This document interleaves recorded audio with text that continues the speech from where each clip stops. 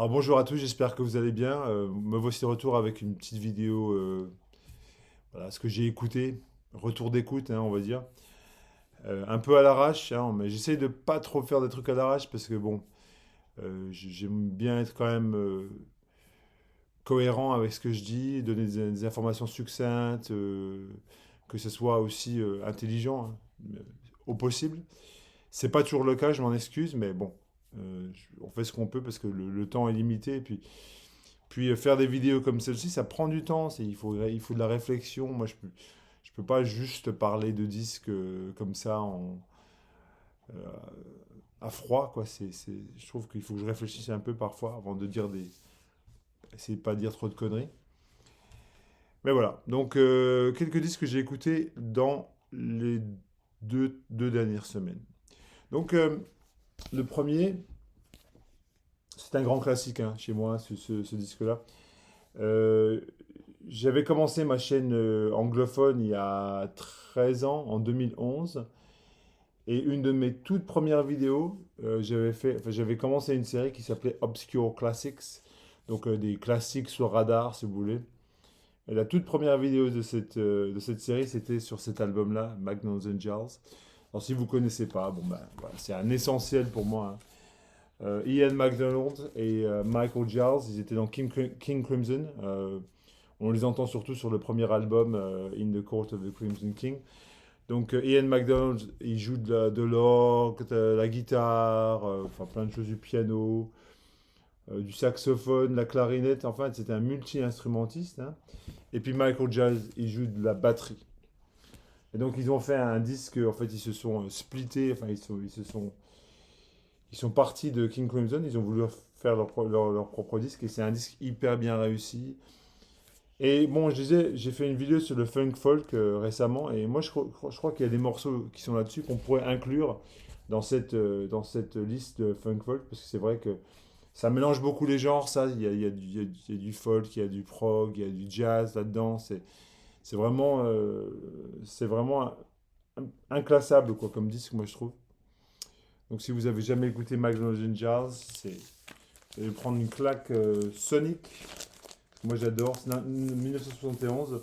Et j'aime bien parce qu'il y a encore des gens qui, à ce jour-là, découvrent ce disque. Et moi, je suis un peu jaloux parce que euh, je me rappelle la première fois que je l'avais écouté, j'étais là, mais j'étais complètement scotché. C'était dans mon premier lycée en Angleterre en 2000, en fait. Non, 2000, en 2000 ou 2001. Il y avait le prof de musique qui m'avait filé un CD, un CDR de cet album. Et j'avais mis ça sur la platine et j'étais complètement scotché. Je pense que la première fois qu'on écoute ça, c'est un magnifique disque. Et puis, un autre disque qui pourrait rentrer dans la vidéo Funk Folk, que j'avais un peu oublié, c'est Grazia de Michele, Cliché. Donc ça, c'est un disque de folk pop italien, euh, qui m'avait été envoyé très généreusement par mon ami Christophe, qui habite en Suisse, dont je parle de temps à autre, qui avait une chaîne qui s'appelait Chris 4127 Basket, à l'époque dorée de la VC anglophone. Et il m'avait envoyé un paquet, puis dedans il y avait ce disque-là dont j'avais aucune idée évidemment. Donc c'est un disque de chansons italiennes, mais très très funk folk, quoi. Il y a un côté, les arrangements sont assez funky dessus. Euh, et puis voilà, les chansons sont très légères, très enjouées. Si vous avez jamais entendu ça, ce qui est à 100% probable, eh bien je vous encourage. C'est sorti en 78 ou 79. C'est très joli. Alors maintenant, je vais vous parler de quelques disques de folk que j'ai écoutés récemment, que je me suis réécouté, parce que bon, on est en univers folk. Alors voilà un chef-d'œuvre. Un chef-d'œuvre absolu, à mon avis. Moi, c'est mon avis personnel. Le magnifique UFO de Jim Sullivan. Alors Jim Sullivan, pour la petite histoire, c'est un, c'était un chanteur, compositeur, auteur, compositeur, interprète. Il était basé à Los Angeles. Son premier album, là, que vous voyez là, UFO, qui est un classique, on peut le dire, il a été enregistré à Los Angeles avec The Wrecking Crew, donc, qui était le groupe de studio qui est utilisé par tous les grands pour, voilà, en fait, c'est le groupe que Phil Spector utilisait. Et puis, donc il y a quand même une grosse palette sonore une tapisserie sonore qui est assez hallucinante. Mais ce qu'il faut retenir là-dessus, c'est les chansons qui sont toutes des micro-classiques, quoi. Jerome, Highways, UFO, Rosie, enfin, Alors, moi, pour la petite histoire, je suis tombé sur cet album vraiment par hasard. Et puis, c'est un truc, c'est vraiment un truc de fou. J'avais commandé chez Light in the Attic 2 disques. Le premier, je me rappelle plus ce que c'est maintenant, mais le deuxième, c'était un disque de Gabor Szabo. Et en fait, au lieu de m'envoyer le disque de Gabor Szabo, ils ont mis ça dans la boîte sans le faire exprès. Puis moi, bon, alors, c'était quelle année ça? 2010. J'avais jamais entendu parler de ce disque. Puis il était dans la boîte comme ça, et puis ça m'a trop intrigué, quoi. Puis je crois que c'était une époque, 2010 encore, où on ne pouvait pas tout écouter sur YouTube. Bon, il n'y avait pas tout. Donc, je l'ai ouvert par curiosité, parce que je me suis dit, oh putain, merde, je vais l'ouvrir. Puis j'ai eu une claque absolue quand je l'ai mis sur parce que c'est du folk psychédélique baroque, en fait. Voilà, c'est ça qui décrit ça le mieux.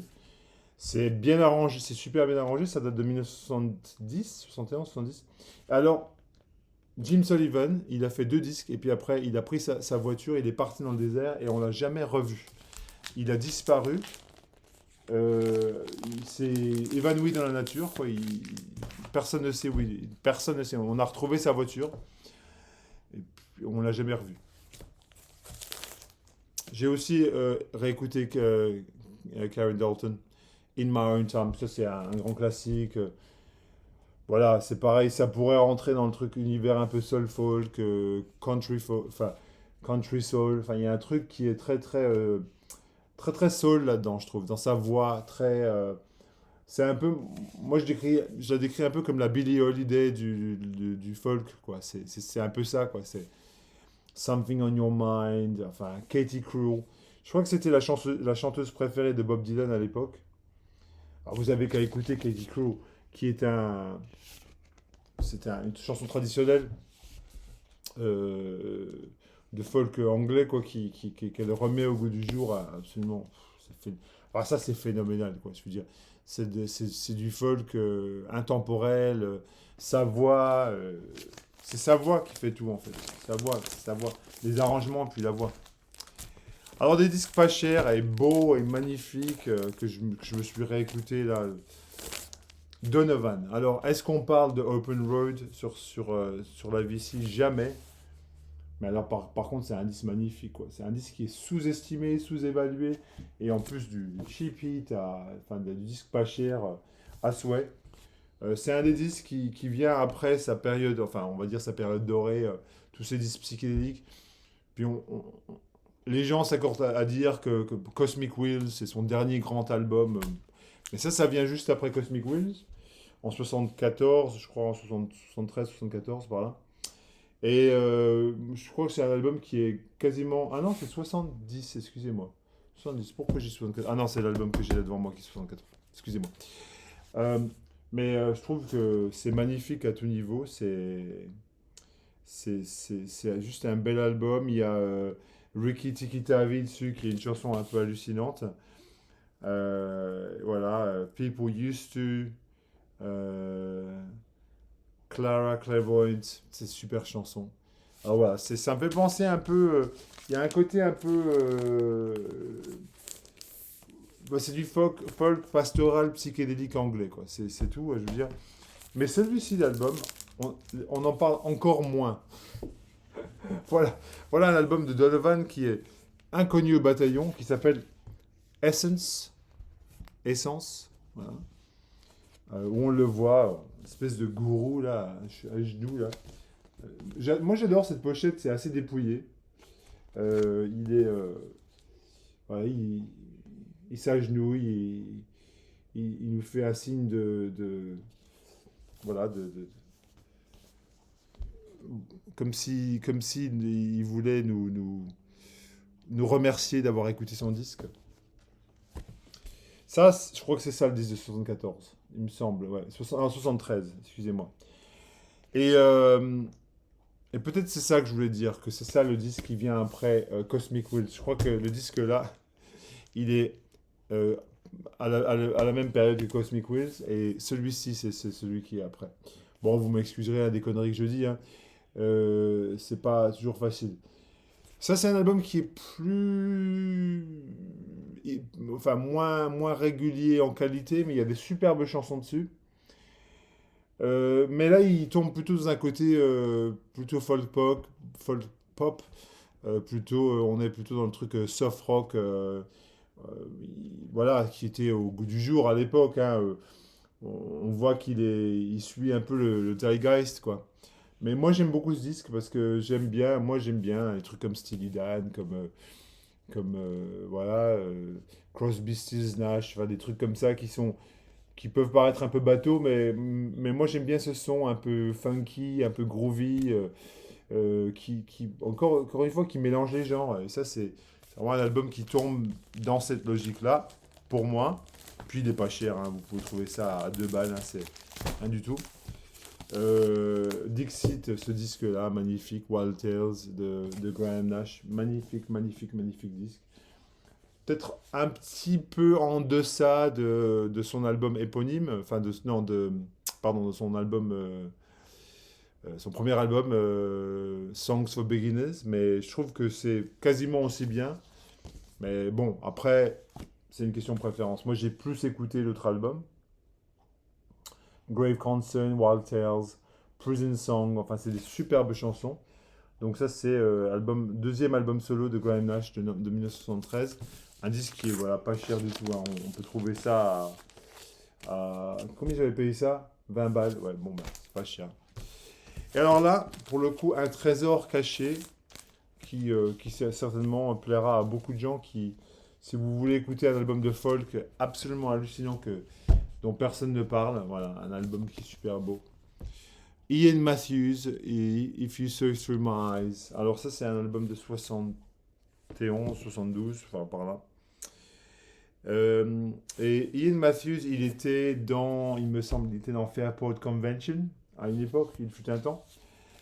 Et après, il a fait plein d'albums solo. Il avait un groupe qui s'appelait Southern Comfort.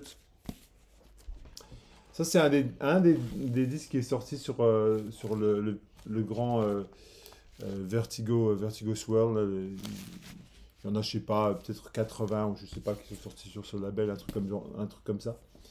Et c'est un de ces albums-là. Alors, c'est un album de folk rock qui est absolument incroyable, cet album. Je vais dire ce que j'ai dit pour Jim Sullivan. Ça, c'est une espèce de chef-d'œuvre caché, trésor caché.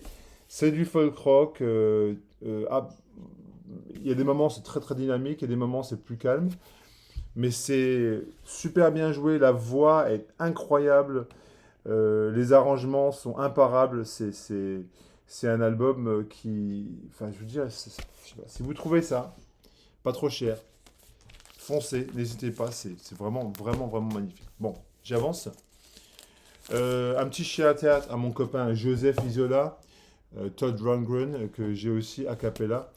Alors ça, c'est un album que Todd Rundgren a fait uniquement à la voix. Donc ça qu'il faut comprendre, parce que en fait, quand on l'écoute, c'est vrai qu'on est un peu bluffé, parce qu'on se dit, la batterie, comment il a fait ça? Bah oui, à la voix.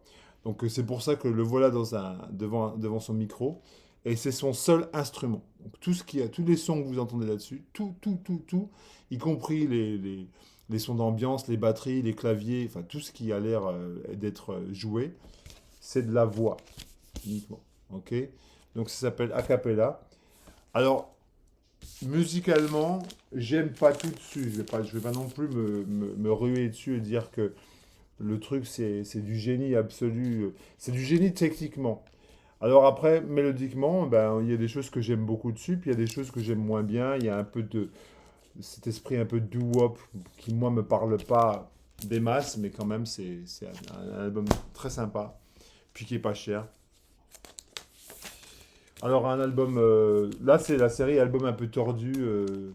Alors voilà, donc ça c'est un album complètement atypique de Todd Rundgren. Voici un album complètement atypique de Steve Kilbey. Steve Kilbey, c'était le chanteur de The Church, qui est un groupe d'indie pop australien dont j'ai parlé avant. Et là, c'est son album de minimal wave, de minimal en fait. Donc c'était un album voilà, sur le fabuleux Red Eye Records, qui est un label classique ici en Australie. Donc il a fait cet album. Alors, il était vraiment dans un trip minimal expérimental. On le voit même dans les. Là, on a même une espèce de, de carte d'un. Voilà, on dirait une ville en Allemagne. Oui, non, mais non, c'est Berlin. Oui, c'est Berlin. Ouais. Donc voilà, vous comprenez où il voulait aller, quoi. Il était dans son trip électro. C'est sorti en 87, quoi, il me semble. Et 87, oui. Et en fait, c'est un disque de minimal, quoi. Où il y a que des sons électroniques. Mais avec des. Vous voyez, il y a vraiment beaucoup de chansons dessus, parce que c'est des chansons qui sont très courtes, c'est des morceaux qui sont très courts. Mais c'est vraiment bien, moi je trouve, pour le coup, pour quelqu'un qui fait que de l'indie pop, faire un disque comme ça, c'est très très atypique. Et moi je trouve que ça devrait, ça devrait être plus célébré parce que c'est pas des disques. J'aime bien, moi, dans la discographie de gens qui font des trucs auxquels on s'attend, ils font un truc auquel on s'attend pas du tout. Voilà une artiste anglaise, Brenda Ray. Alors ça, c'est un disque qui est très difficile à définir. Donc c'est une compilation, effectivement, du EMA de Nafi Years, 7983. Donc c'est une compilation qui rassemble des morceaux qui vont entre le post-punk, le rock indé, puis surtout la dub. Ça, c'est un album de dub pour moi, plus qu'autre chose. Et c'est très très dansant, c'est très chill, il y a ce côté hyper, voilà, voilà, très mélodique, mais à la fois, euh, c'est très jamaïcain dans l'approche. Donc elle, c'était une artiste, enfin c'est, ou c'était, je sais plus si elle fait de la musique encore, mais en fait, elle a fait ses disques artiste anglaise, et puis elle a sorti, je crois, 2 albums à son nom, et il y a cette compilation voilà, qu'on peut trouver, je pense, assez facilement. Voilà. Bon, je vais avancer parce que je vais pas très vite. Donc, un petit shout-out au fabuleux label Dishonored, qui était un magasin de disques à Paris. Voilà, si vous connaissez pas, c'est dans le 18e. Mon pote Jack, il habite juste à côté de chez Dishonored et il y va tout le temps. Donc, si les mecs de Dishonored regardent ça, un petit bonjour Et puis, je crois que le mec qui tient Dishonored, c'est un pote de Stunty aussi. Donc, il y a beaucoup de relations. Donc, ça, c'est un disque magnifique de folk expérimental, euh, occitane, quoi. Enfin, c'est un truc. Je sais pas comment classer ça, quoi. C'est de la musique complètement barrée, mais en même temps très accessible. Et ils ont aussi sorti ce magnifique disque qui était sorti, je sais pas moi, dans les années 70 ou 80. La Grande Bleue, voilà, donc Dishonored, on l'envoie, voilà. Ah, c'est magnifique, c'est des musiques balkanes, euh, quoi d'autre bah, il y a de la musique irakienne, grecque, enfin, c'est tout mélangé et en fait ça donne, c'est des magnifiques chansons avec des sonorités du Moyen-Orient, quoi. C'était sorti voilà, à l'époque, et puis c'est un peu sous le radar, hein. Il y a du bouzouki, du derbouka dessus, de la sanza. Donc c'est un côté ethno-folk, ethnographique, quoi, mais c'est fait par des musiciens effectivement français qui ont, euh, qui ont fait ce disque. Ben voilà, Alors maintenant, un autre disque dans un peu le même style, Renette Loranaise, enfin pas le même style, mais bon, en termes de palette sonore, on a peut-être quelque chose qui ressemble à ça. Trésor de la musique arabo-andalouse. Ça date de. C'était sorti en 88, mais voilà, c'est une sortie d'archives, bien sûr. Accompagné par le grand Mustapha Skandrani. Alors, Reine Loranès et Mustapha Skandrani sont des musiciens algériens. Elle est devenue aveugle très jeune. Puis, voilà, à cause de sa cécité, enfin, je veux dire, elle a très vite maîtrisé enfin, grâce à sa cécité, je ne sais pas si on peut dire ça, mais quand un de nos sens ne fonctionne plus, c'est bien connu que d'autres sens prennent le dessus. Et donc, en fait, elle a appris les instruments très vite. Elle est devenue, en fait, musicienne assez réputée, très vite.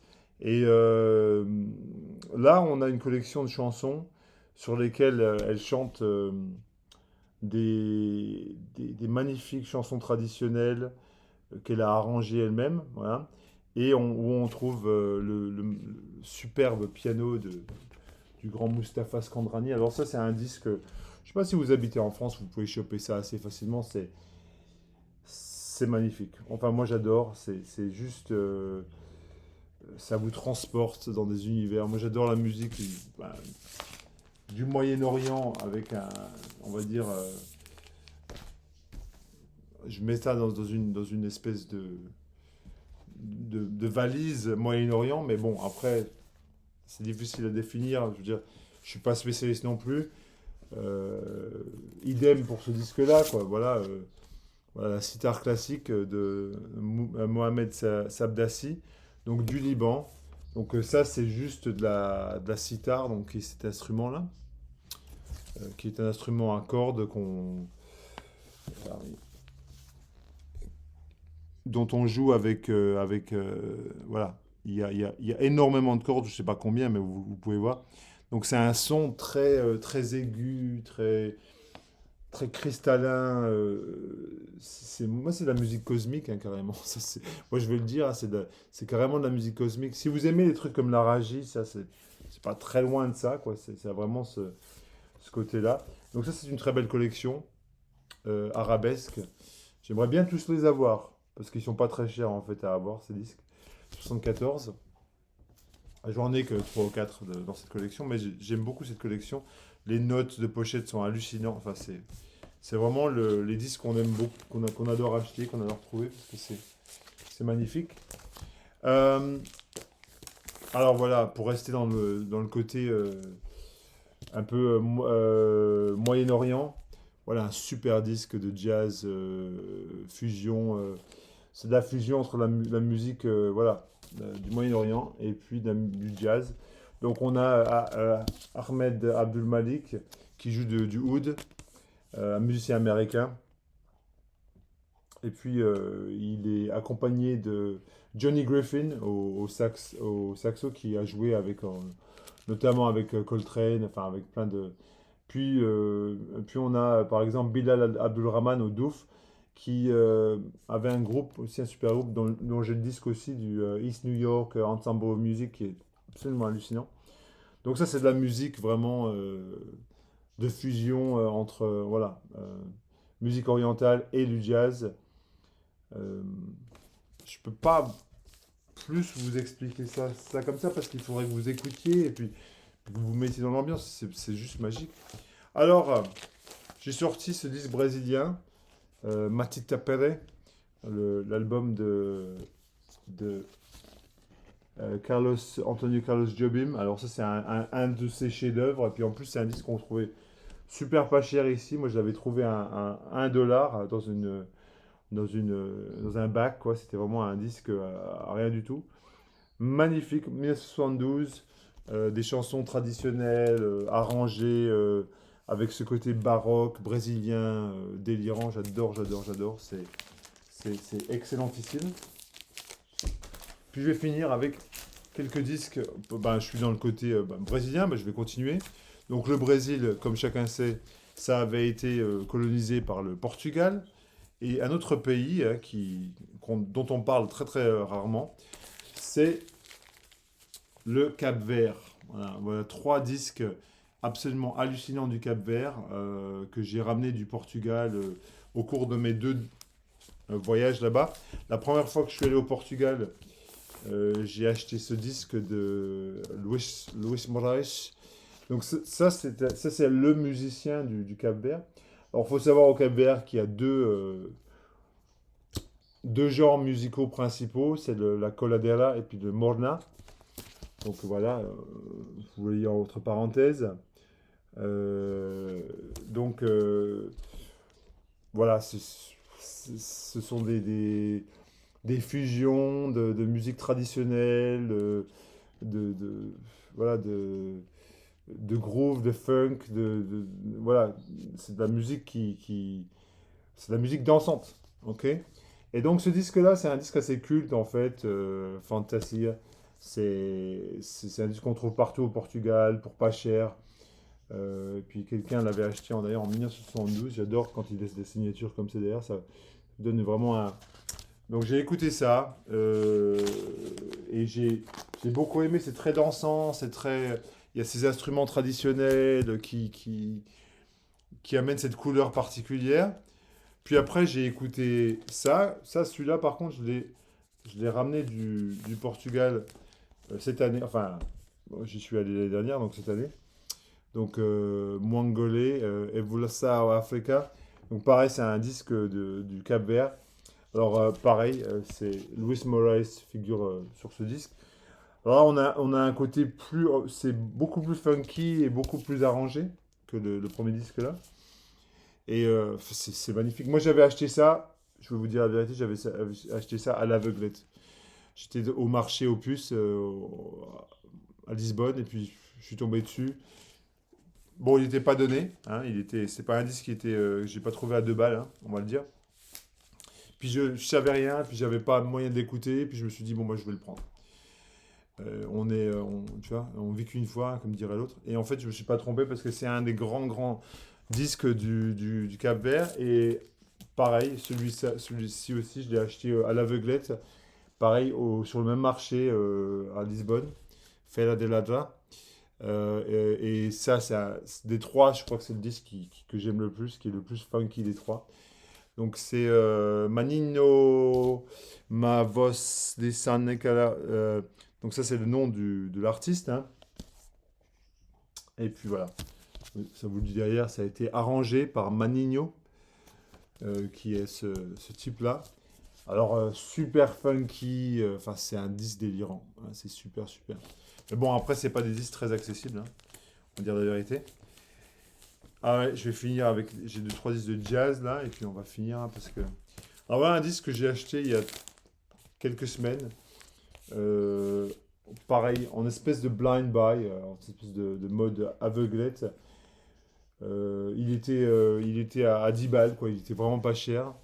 J'ai vu ça, je me suis dit ça doit être un peu funky. J'ai regardé les instruments, j'ai regardé qui jouait dessus, puis j'ai vu qu'il était sur Horizon, qui est un label sur lequel j'ai des disques de Sony Fortune, Don Cherry. Donc c'est un label que j'aime beaucoup. Donc je me suis dit, bon, allez, on prend, on va voir. Et en fait, c'est vraiment un très bon disque. Ça commence un peu soft jazz, hein, c'est un peu. Les deux premières chansons sont un peu. euh, c'est pas terrible. Mais après, il y a des trucs là-dessus où il y a du vibraphone électrique complètement déchaîné, quoi. Qui c'est qui joue du vibraphone là-dessus? Il y a un type qui joue du. euh, Electric Vibe Marimba, ouais, c'est ça. Je pense que c'est la deuxième face, en fait. Euh, les deux premières chansons qui sont absolument hallucinantes. Ça devient du jazz funk, mais avec un côté hyper frénétique, quoi. Euh, alors là, voici un chef-d'œuvre. Horace Arnold, Tales of the Exonerated Flea. C'est un des plus grands disques de jazz fusion qui existent, ça on peut le dire. Mais c'est pas jazz fusion à la Weather Report ou puis à la Return to Forever. Encore une fois, c'est beaucoup plus frénétique que ça. C'est joué avec beaucoup de goût. On a Jan Hammer euh, au, au piano électrique. Et puis on a Ralph Turner qui est un grand de ECM à la guitare pour vous dire. Et donc Horace Arnold, il joue de la batterie comme un ouf dessus. Ça, je pense que ça a dû être samplé. Ça, c'est un disque, je vous le recommande à 3000%. C'est un disque excellentissime. Voilà. Ok. Ensuite, eh ben, 3 disques français pour finir. Ok. Et puis après, j'aurai fini. Alors ça, c'est un grand classique du jazz funk français. Godchild. Il ressemble à ça normalement. Mais pour trouver un original comme ça, il faut se lever tôt. Parce que c'est des disques qui coûtent hyper cher et puis qui sont hyper recherchés. Donc moi, à l'époque, donc ça c'est sorti en... Cette réédition, elle date de 2002.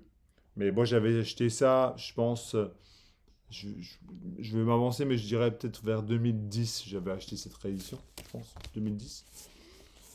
C'était Kid Loco, euh, voilà, grand arrangeur, musicien français qui fait beaucoup de compilations, qui avait sorti. En fait, c'est l'album Godchild, c'est l'album entier, plus quelques remixes. Il sonne de dingue cet album parce qu'il a été pressé super bien en fait. Et en fait, il est super bien pressé. Et c'est une alternative pas chère à cet album. Alors, c'est un album Godchild, bah, comme chacun sait, ce son là de Daniel Janin. Enfin, c'est complètement. Voilà, c'est ce jazz funk français classique, quoi. C'est ces albums comme Cortex, Godchild. euh, voilà, c'est des grands classiques du jazz funk français, quoi. Les tréteaux.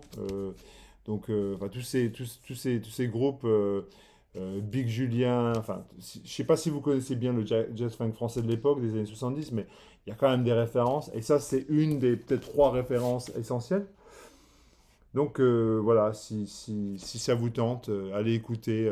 Juste mettez la première chanson, Kun Tupac, ou bien Chute bébé d'or. Enfin, si vous aimez Cortex, par exemple, pour dire, c'est, on est vraiment dans la même école. Voilà. Un autre disque français que j'ai pas sorti depuis belle lurette, le système Krapouchik. Donc ça c'est un disque de folk pop français. Ça fait penser à vraiment de la variété française, mais avant l'heure, et plus expérimentale, quoi. C'est tout, hein. Je veux dire ça, ni plus ni moins. Et puis ça avait été produit, il me semble, il me semble que le producteur là-dessus, c'était... comment il s'appelle? J'ai la feuille là. Donc il y a Marc Chantreau, Bernard Hilou, Christian Padovan, Jean-Claude Vanier qui est dessus. Mais je crois que le producteur dessus. Oh, je sais pas, je raconte n'importe quoi. Mais bon, bref, voilà le système Krapouchik. Euh, Ça fait penser à une espèce de, de, de pop progressive française. Comme on savait très bien la faire à l'époque.